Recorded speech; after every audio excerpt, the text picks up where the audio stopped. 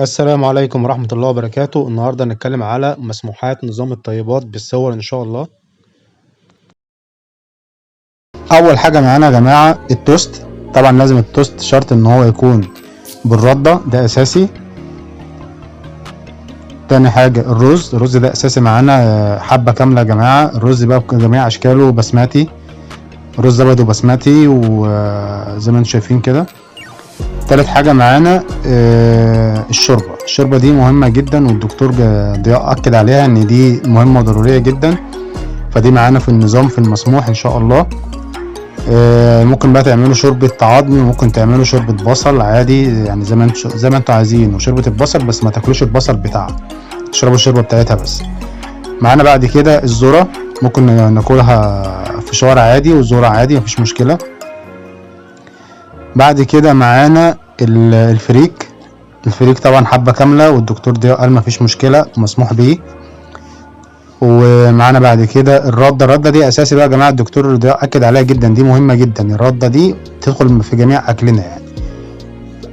بعديها البرغل برضو معانا يا جماعة، البرغل بجميع انواع ده حبة كاملة برضو. بعد كده قمح البليلة برضو من غير لبن، شرط ان هي يكون من غير لبن. بعد كده من الخضروات البطاطس، دي اول حاجة، دي مهمة جدا. البطاطس اكد عليها محمرة بقى ومهروسة، وشيبسي مفيش مشكلة برضو تاكل شيبسي، اكياس شيبسي مفيش مشكلة. ومواد حافظة قال عادي مفيش مشكلة، او تعمليها شيبسي في البيت برضو مسموح بيها ومفيش مشكلة برضو. ما تقلقيش من الزيت بتاع الدكتور ده قال عادي مفيش مشكلة. بعد كده معانا برضو البطاطا، بتخش بعد كده في المرتبة اللي بعديها البطاطا، وما نكترش منها قوي برضو عشان الالات بتاعتها. وبعد كده معانا القلقاس برضو يا جماعة الدكتور ده قال كويس. بعد كده معانا البامية برضو في الدرجة اللي بعديها. وبعديها معانا الكوسة برضو الدكتور ده قال في المرتبة الأدنى يعني. مش طبعا معانا الزيتون ده أساسي بقى. الزيتون ده مفيش مشكلة، الدكتور ده قال عادي تاكل منه زي ما انت عايز مفيش مشكلة. زيت الزيتون مهم جدا كزيت وكدهون، بتخش الجسم وبتفيد الجسم، دهون صحية طبعا وفايدتها عالية.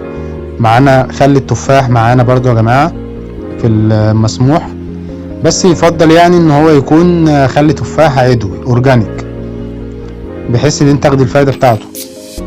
ومعانا عسل النحل طبعا اساسي، عسل النحل، بس الدكتور ده قال لي يفضل ان هو يتحط معلقة على كوباية مية ويتشرب، ما تشربش خام كده على المعدة يا جماعة عشان بيأثر برضه. معانا بعد كده في المرتبة بعديها القشطة معانا يا جماعة. القشطة كدهون، دهون صحية. ومعانا الزبدة برضو مسموحة، الزبدة برضو من الدهون الصحية.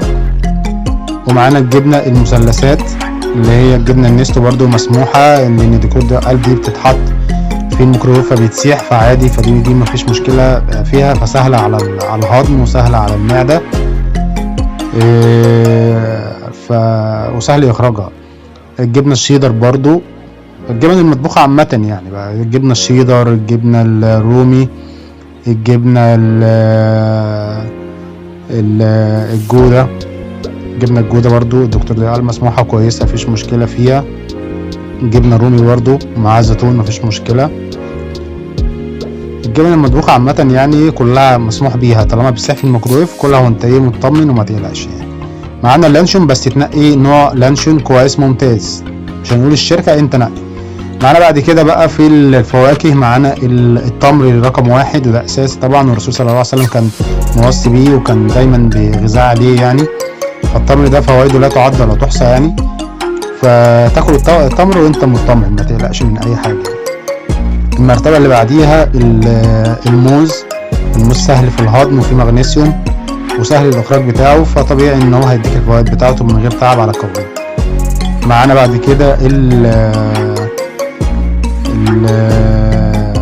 التين مهم جدا برضو يا جماعة. ومعانا بعد كده العنب برضو مهم جدا وخفيف في الهضم وفايده جميلة ولذيذ على المعدة كده، والقولون وخرجاته جميلة هو والتين يعني. معانا في المرتبة اللي بعديها البرقوق برضو مفيد للمعدة جدا ومفيد للجهاز الهضمي، سواء بقى كان برقوق صحيح كده او مجفف مفيش مشكلة. معانا في المرتبة اللي بعديها الفراولة. الفراولة برضو مفيدة جدا وكويسة ومفيش مشكلة فيها، تعملها عصير يعني افيد واحسن يعني. الفراولة برضو ممتازة ومعانا في النظام في المسموح.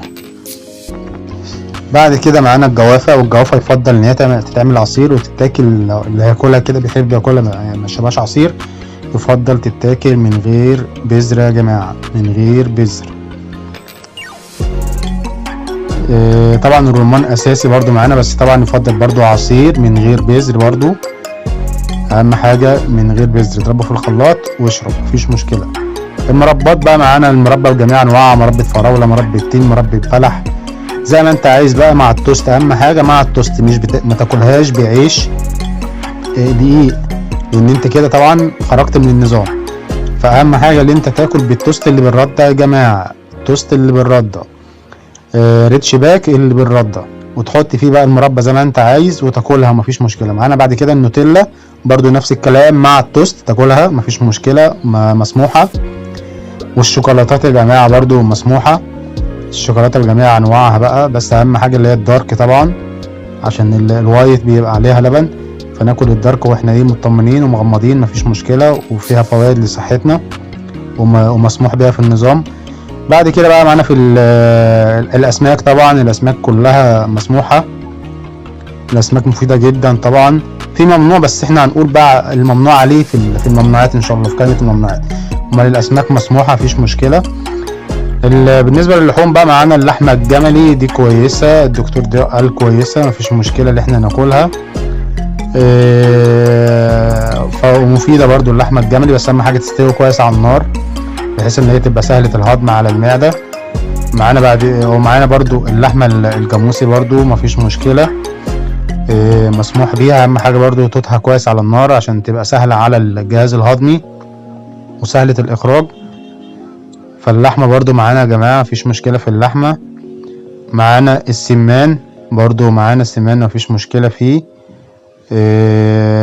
السمان من المسموحات اللي هي الطيور عامة، زي السمان والحمام، كل اللي هو بيطير بقى يعني السمان والحمام برضو معانا. الحمام طبعا لحمته جميلة ومفيدة جدا وحاجة يعني اكل الملوك زي ما بيقولوا يعني، فهو من ضمن النظام معانا الحمام مفيش مشكلة، واكله يعني بيعود على الجسم فوائد كتير يعني، فكل الحمام وانت مطمن. معانا بعد كده الارانب مسموح بيها زي الفل، الارانب اللي طبعا لحمها جميل، الارنب يعني كلنا بنحب ناكله يعني، فالارانب بس ايه بعيد عن الملوخية. ومعانا بقى القمة والطب بقى اللي سايبينه في الاخر، اللحم الضأن، لحم الخرفان والميز، طبعا دول الدكتور ده قال ده افضل لحم يتاكل يا جماعة.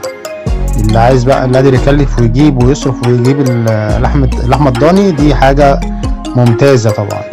معانا بعد كده في الكبدة، طبعا معانا بعد كده الكبدة ممتازة ومسموحة معانا في النظام، الكبدة مسموح بيها